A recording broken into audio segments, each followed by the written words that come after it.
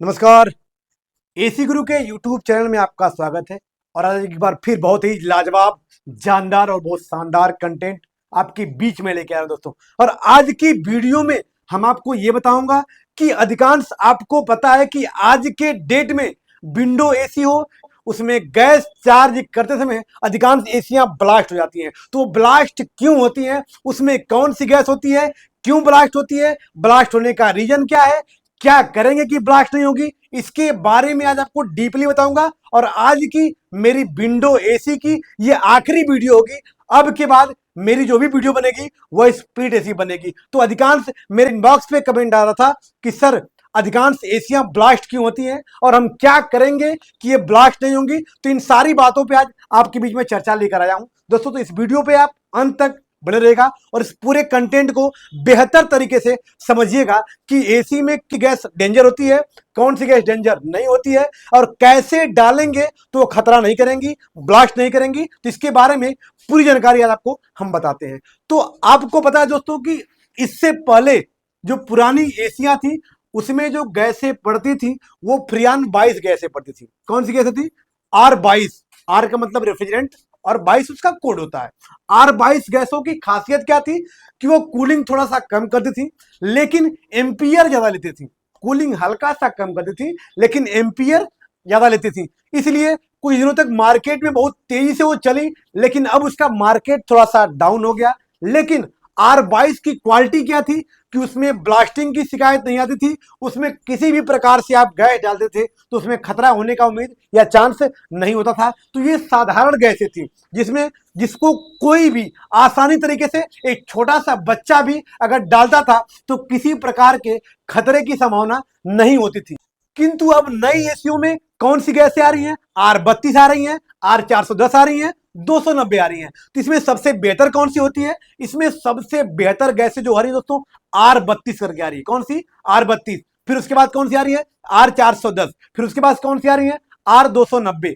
जबकि आपको पता है कि 290 जो गैसें थी ये ज्वलनशील होने के कारण, 290 जो गैसें होती थी ये ज्वलनशील होने के कारण ये मार्केट से बंद हो गई। कुछ परसेंट या कुछ दिनों तक मार्केट में चली लेकिन अब इन गैसों का इस्तेमाल नहीं किया जाता था। ये क्यों बंद हो गई? क्योंकि ये ज्वलनशील थी। जब हम पाइपों को वेल्डिंग करते थे, अगर ये गैसें थोड़ी सी भी पाइपों के अंदर रह जाती थी तो हमारी पाइपों में आग लगने का या हमारे सिस्टमों में आग लगने का चांस था, जिसकी वजह से R290 की जो गैसें थी ये मार्केट से बंद हो गई। अब अधिकांश मार्केट में कौन सी गैस चल रही है? R32 और 410। इन दोनों की क्वालिटी क्या होती है आइए इसके बारे में भी आप जान लीजिए। R32 और 410 कूलिंग के मामले में बहुत ही शानदार और बहुत ही जानदार होती है। R32 410 कूलिंग के मामले में बहुत ही लाजवाब, शानदार और जानदार होती हैं। परंतु इसकी क्वालिटी और बेहतर क्या होती है कि ये कम एम्पियर पे भी काम करती है। कम एम्पियर के साथ साथ आपकी घर में यदि वोल्टेज कम आ रहा है तो ये कम वोल्टेज पे भी काम करती थी। मतलब हर प्रकार से ये गैसें अच्छी थी, लेकिन ये डेंजर होती थी। डेंजर क्यों होती थी? क्योंकि इसी गैसों से अगर थोड़ी सी भी गैस डालते समय अगर मैकेनिक से मिस्टेक होता था तो ये गैसें ब्लास्ट हो जाती हैं। इसलिए इन गैसों को डालते समय किन किन बातों का ध्यान रखेंगे, आइए इसको बारीकी समझ लेते हैं। अभी तक आपने क्या जाना कि ये गैसें बहुत ही बेहतर होती हैं। इसमें बेहतर क्या होती हैं? R32 410 ये कूलिंग के मामले में 22 से लाख गुना अच्छी होती हैं और एम्पियर भी कम एम्पियर पे काम करती थी। प्लस वोल्टेज भी अगर कमरे में कम रहेगा तो कम वोल्टेज पे भी ये काम करेंगी। मतलब हर प्रकार से ये गैसें अच्छी हैं। लेकिन इसमें किस प्रकार से गैसें डालेंगे कि ये ब्लास्ट नहीं करेंगी? तो आपको पता है कि ये गैसें बहुत ही खतरनाक हैं और अधिकांश एसीओ में फटने वाली गैसें R32 और 410 होती हैं। इसमें थोड़ा सा भी हम मिस्टेक करेंगे तो ये गैसें ब्लास्ट कर जाएंगी। मिस्टेकिंग क्या होती है? यदि आप एक बार सिस्टम में गैस खोलते हैं, एक बार गैस खोलने के बाद अगर 2 से 3 मिनट का अगर गैप नहीं देते हैं, लगातार कंटिन्यू प्रेशर करेंगे तो सिस्टम क्या हो जाता है? ब्लास्ट हो जाता है। दूसरी शिकायत, अगर कम वोल्टेज है फिर भी यदि आप गैस डाल रहे हैं तो आपका मोटर गर्म होगा और मोटर गर्म होकर क्या हो जाता है? ब्लास्ट हो जाता है। इसका मोटर जलता नहीं है, ब्लास्ट हो जाता है। थोड़ी सी भी मिस्टेक करेंगे तो मोटर आपका ब्लास्ट हो जाएगा। तीसरी शिकायत इसमें क्या आती थी कि यदि गैप के साथ साथ, वोल्टेज के साथ साथ यदि आप किसी भी सिस्टम में आप गैस डालते समय इसके गेज को आपको कंटिन्यू ध्यान में रखना है मेरे दोस्त। अगर थोड़ी सी भी गैसें एक्स्ट्रा हो जाती हैं तो उस अवस्था में भी हमारा कंप्रेसर क्या हो जाता है, फट जाता है। लेकिन 22 में ऐसी शिकायतें नहीं आती थी। उसका जो 22 का कंप्रेसर था सेमी हार्मेटिक कंप्रेसर था, जो हैवी था, उसके पास बर्दाश्त करने की क्षमता थी। लेकिन 22 वाले कंप्रेसर भी क्या होते हैं, हल्के होते हैं। माफ करिएगा, 32 वाले जो कंप्रेसर होते हैं ये हल्के होते हैं। तो याद रखिए, जो पुरानी एसियों का कंप्रेसर था, मतलब सेमी हार्मेटिक कंप्रेसर या रोटरी कंप्रेसर जो उसमें आता था, वो फटता नहीं था, क्योंकि R22 के पास उतनी ताकत नहीं थी, उतना फोर्स नहीं था, उतना पावर नहीं था कि कंप्रेसर को फाड़ सके। लेकिन नई एसियों की जो गैसें आ रही हैं उसका कंप्रेसर हल्का आ रहा है।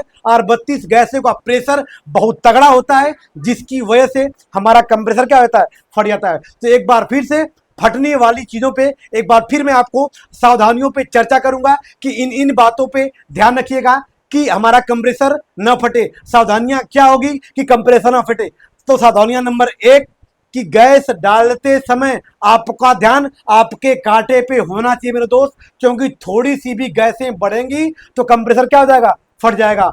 सावधानियां नंबर 2, अगर कमरे में वोल्टेज कम होगा तो आप इन गैसों को नहीं डालेंगे, अन्यथा वोल्टेज कम होने की अवस्था में हमारा कंप्रेसर गर्म हो जाता है और गर्म होने के साथ साथ ये ब्लास्ट हो जाता है। और सावधानियां नंबर 3 कि जब सिस्टम में आप गैस डालिएगा तो गैस डालते समय सबसे बारीकी से ध्यान रखिएगा कि एक बार गैस खोलने के बाद दूसरी बार का गैप 2 से 3 मिनट, 4 मिनट, 5 मिनट तक भी हो जाए तो कोई दिक्कत नहीं है, लेकिन गैपों का होना जरूरी है मेरे दोस्त। अगर गैप नहीं होगा तो मोटर पे लगातार गैस जाएगी, मोटर पे लगातार जर्व जाएगा, जिससे आपका कंप्रेसर गर्म हो जाएगा और आपका मोटर फट जाएगा। तो इस प्रकार से अगर इन सावधानियों से बचना है तो इन चीजों को आपको फॉलो करना होगा। तो ऐसी ऐसी बेहतरीन वीडियो को लगातार पाने के लिए या मेरे चैनल पे यदि आप नए हैं तो चैनल को लाइक, सब्सक्राइब और बेल आइकन दबाना न भूलिएगा, ताकि ऐसी ऐसी ब्लॉकबस्टर वीडियो पड़े तो सबसे पहले आप तक पहुंच सके। मिलते हैं नेक्स्ट वीडियो के साथ, तब तक के लिए धन्यवाद।